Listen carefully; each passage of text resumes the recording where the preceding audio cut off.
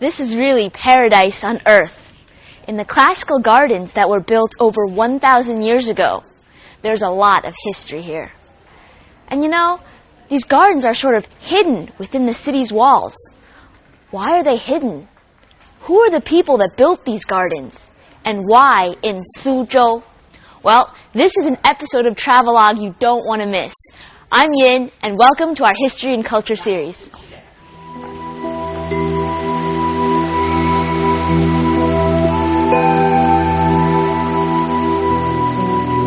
Open your eyes to Suzhou, a city in the southeast of Jiangsu province. Located near Taihu in the west, the Yangtze River in the north, and trespassed by the Grand Canal, the history and culture of Suzhou is tied to the water. Suzhou's crisscrossing waterways gave it the name the Venice of the East since ancient times. Today, Suzhou is a city that preserves its awe-inspiring scenery. Running streams, small bridges, waterside houses, elegant Kunqu opera, and the most characteristic of Suzhou, the classical gardens, which are listed in the UNESCO World Heritage List. In fact, the entire city looks like one big garden in itself.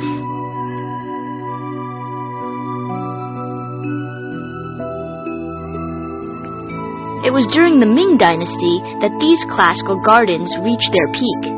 The Ming Dynasty from 1368 to 1644 was a period of restoration and reorganization after Mongol rule, returning China to Chinese rule. This period is known for its strong and complex central government. Likewise, the country also witnessed a boom in wealth and culture, notably in areas like Suzhou.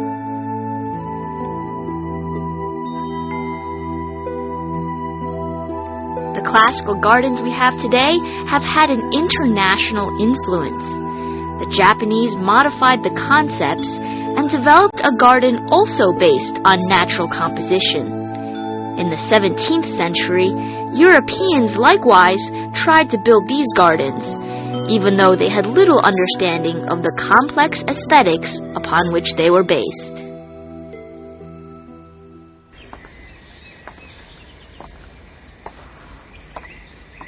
The humble administrator's garden. Magnificent. But who owns this place?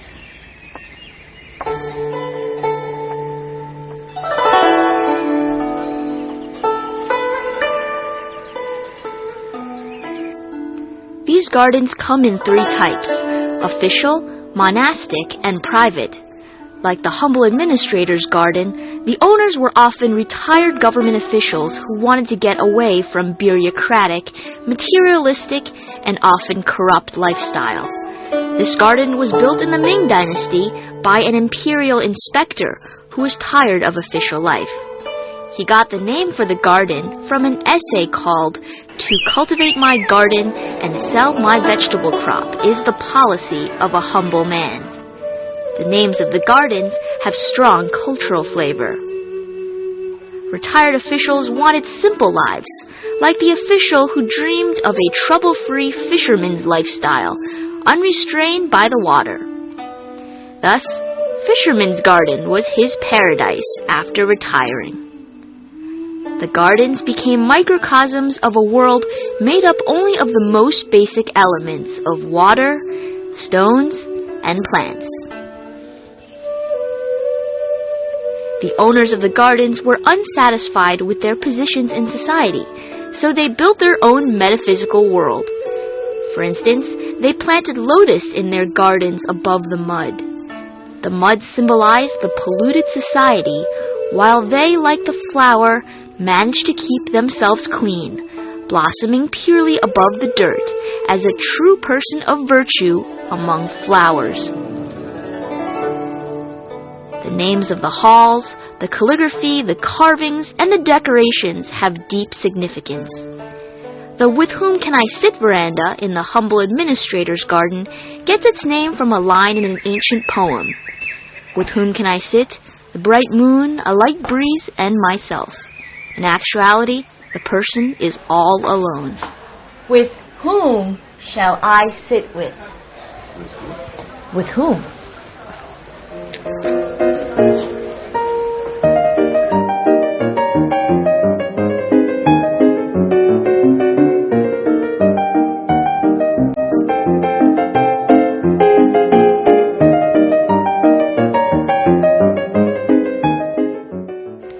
The perfect person.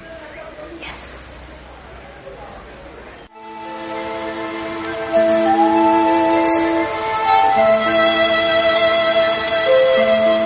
This serene, simple environment draws us back to the Ming Dynasty, when the owner stood under this listening to the rain pavilion on a misty day as he sipped his tea and felt the world before his eyes call out his own emotions.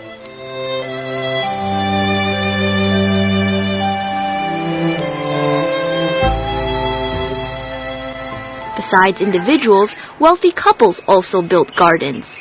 Couples Retreat's garden, O Yuan's name, means lotus root garden, and a couple's love is compared to the lotus root's interconnecting threads. The owners divided the garden into two gardens, an east and west section that allows the theme of a couple to persist. Inside, everything comes in twos. From the paths to roof linings, pagodas to windows and rocks. It's the details here that show the deep artistic connotation and hint at the love between the two owners. I found something else that comes in two. Pavilions. There's one pavilion for the husband and one for the wife. This one is called Pavilion to My Love. It's where the husband would watch his wife perform in the pavilion over there.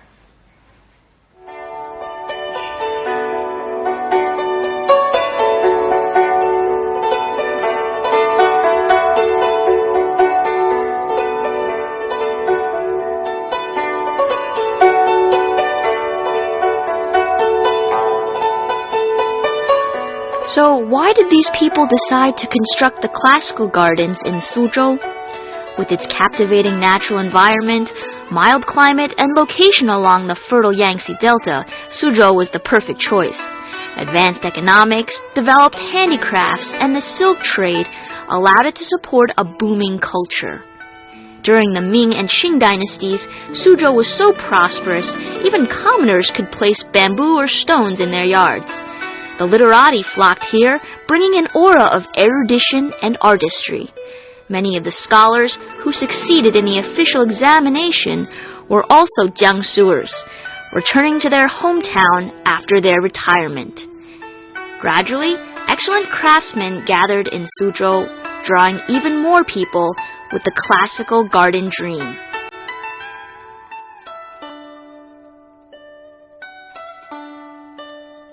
What were things like in the Ming Dynasty when these gardens blossomed?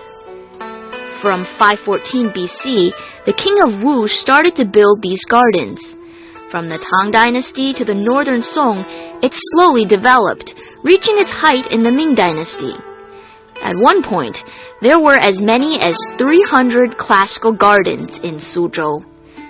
The construction of the gardens was on the verge of perfection, with a specific division of labor. The famous architect who designed the Forbidden Palace in Beijing, Kuanxiang, was hired from Suzhou. There are hints of classical gardens within the Forbidden Palace.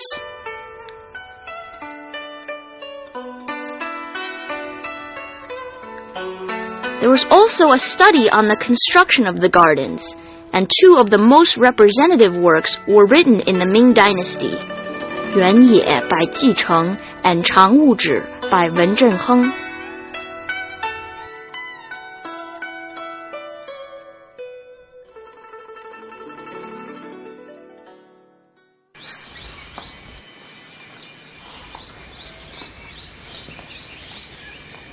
Around me is a living piece of art. Now, it seems like Mother Nature created this work, but in fact, it was created by humans. Every rock, every tree, and every drop of water was specifically put into place. Just like a piece of music, or maybe a poem, a painting. This is a work of art that you would display to your friends. that you would invite maybe to your home.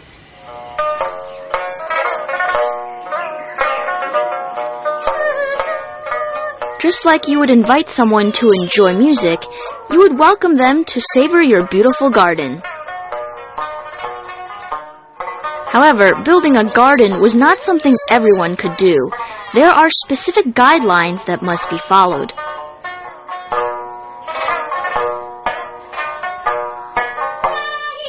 The first thing to remember is that these were man-made constructions that modeled nature, but perfected it. The best gardens were those that looked most pristine, seemingly untouched by man. Additionally, you can feel the breath of artists and scholars at every corner of the gardens, since they contributed to its design. It's a blend of poetry, paintings, literature, and opera. Chinese characters are difficult to read, but poetic. Well, just like this poem over here, a lot of the poems mention birds, they mention water, grass, and this garden is poetic in the same sense because it brings all of these elements together just from people's imagination into reality.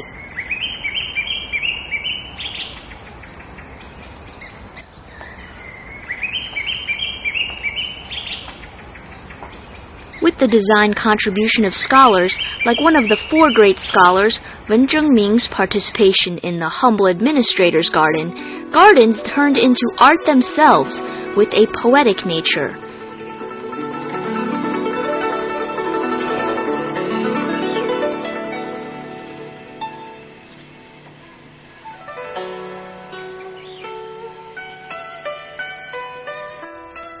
And thus, the calligraphy on any regular terrace or sign became an illusion, filled with emotion. Layout was also based on the principles of feng shui, and the arrangement of the objects and calligraphy was more important than the objects themselves. Their design created a balance between nature, the objects in the gardens, literary illusions, and the observer. A long, long time ago, a girl named Yin decided to build her own classical garden. She had some water, threw in some rocks, and even planted a few trees. But then when she stepped aside and took a look, ooh, it was ugly. Well, that's because there are some basic rules to building a classical garden. The rules have to be followed, and a certain balance needs to be attained. What are those rules? The four basic elements were rock formation, water, plants, and other constructed objects. First are the unmoving rock mountains.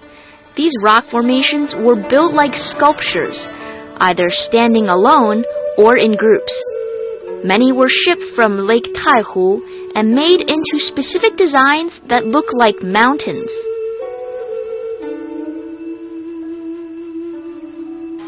Water was another crucial element, sometimes making up over half of the size of the garden.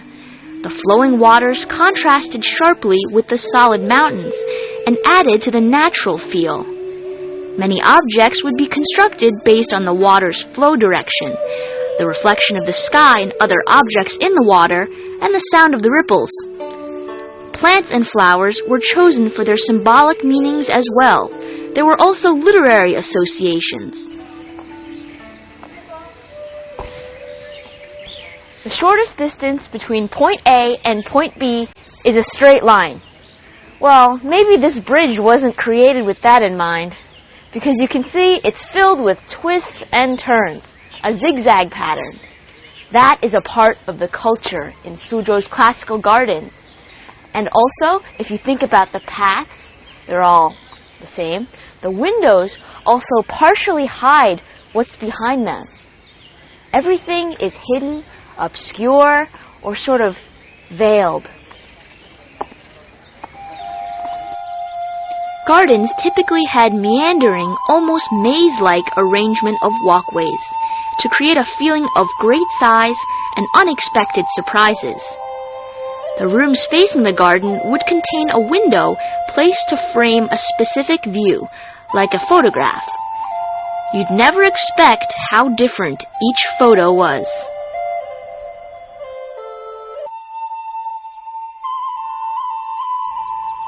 The windows were highly ornate, and the square frame windows are decorated with elegant latticework in abstract geometric designs, or patterns evoking the foliage of plants and flowers, or animals.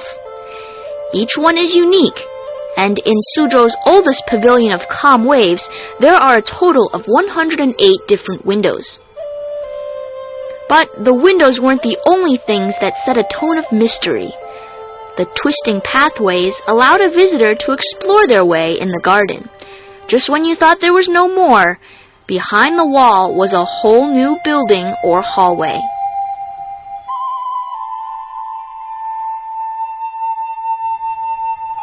Even the door frames are like the windows in their different structures, providing a different panorama of the garden.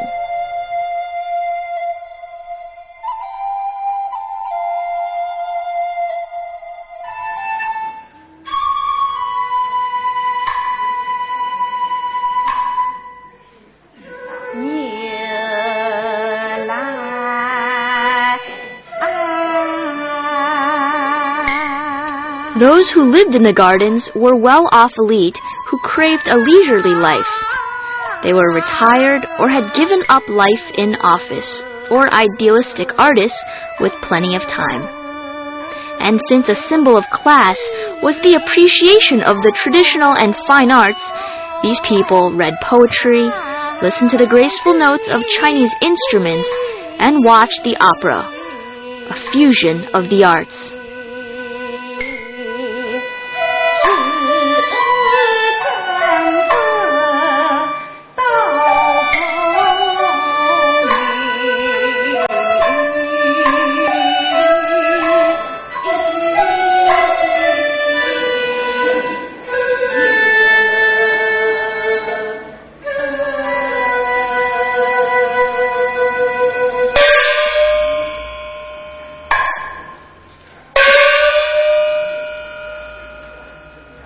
All the world's a stage, and we are but merely actors. Well, maybe the actors in the Quincy opera can tell us the story of life in the classical gardens.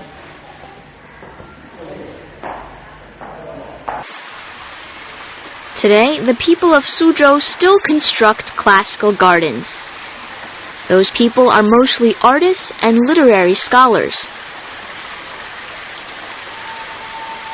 It was during my trip that I met a modern-day artist, Mr. Cai, who showed us around the garden he had designed for himself.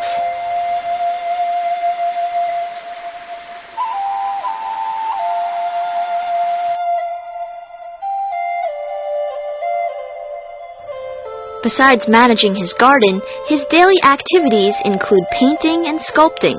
Leading an artistic lifestyle is something he's done for ages.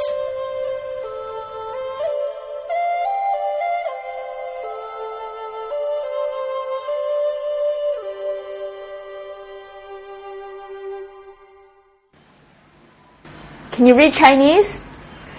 Chen Yin, that's me.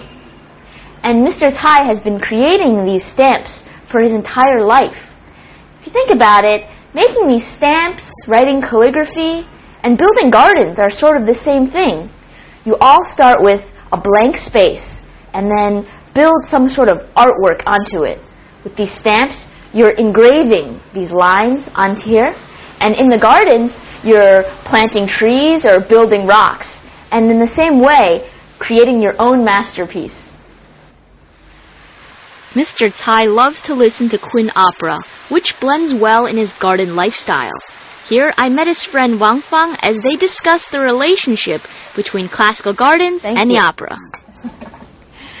Sitting in a yard here with wonderful scenery and enjoying some tea with my friends, can't help but think about the ancient times when people pretty much did the same thing. 谢谢。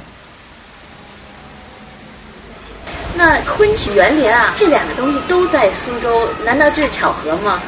就是苏州人生长在这个园林的城市，那么就是这个苏州的文化。昆曲在明末清初那阶段，就是流行的非常盛。几乎每家每户都会唱，就像流行歌曲一样的。因为苏州，我想可能它一个地方本身就不大，对。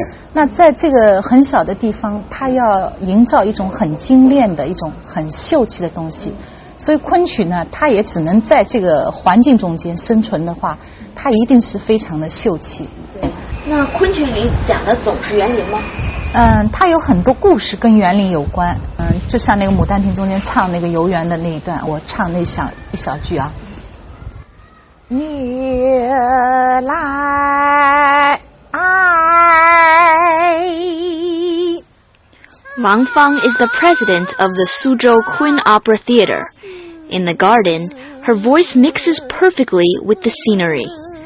Well, so lovely was the sound that I decided to take a few lessons from her at the Queen Opera Theater.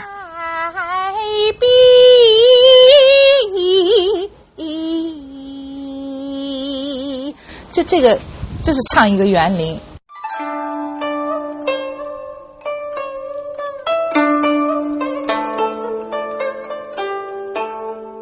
With its roots in the folk songs of the mid-14th century, Queen Opera was refined over a period of nearly 200 years to stand out prominently among all the schools of opera in China. In 2001, UNESCO listed Queen Opera as a masterpiece of oral and intangible cultural heritage. Oh God, I think I hurt my back. This is not as easy as it looks, but maybe it's because I don't have the proper attire, some hair, makeup, the whole package. Let's do it.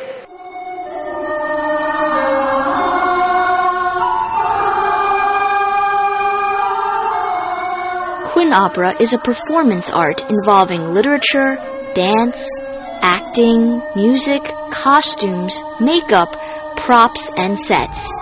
It also serves as a slice of history, with the content of the performance covering all periods of Chinese history. Mirror, mirror on the wall, who's the loveliest of them all?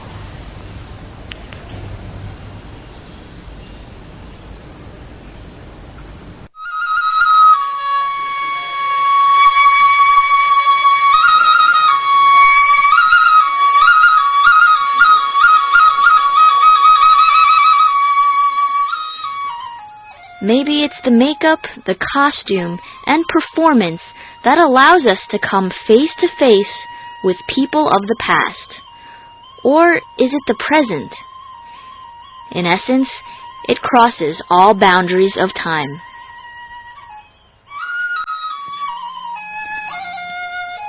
Today, the classical gardens have become a tourist location that can be appreciated. They are easily accessible by air, rail, and road. Suzhou's location along the Beijing-Hangzhou Grand Canal means the city also enjoys good waterway transportation. Today, there are still performances with tourists from all over the world. Although they may not understand the language itself, in the gardens you can feel the living spirit of the Queen Opera.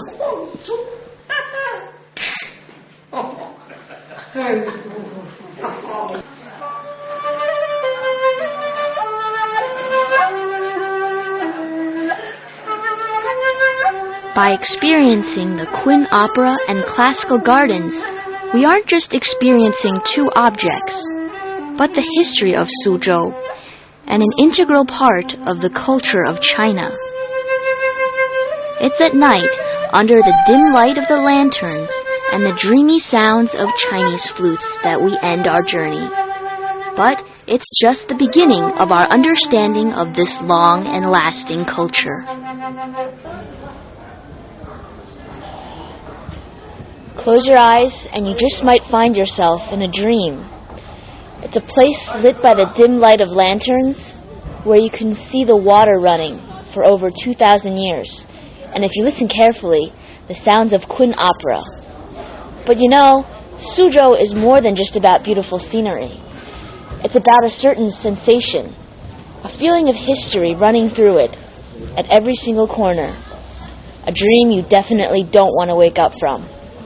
I'm Yin, and see you next time on Travelogue.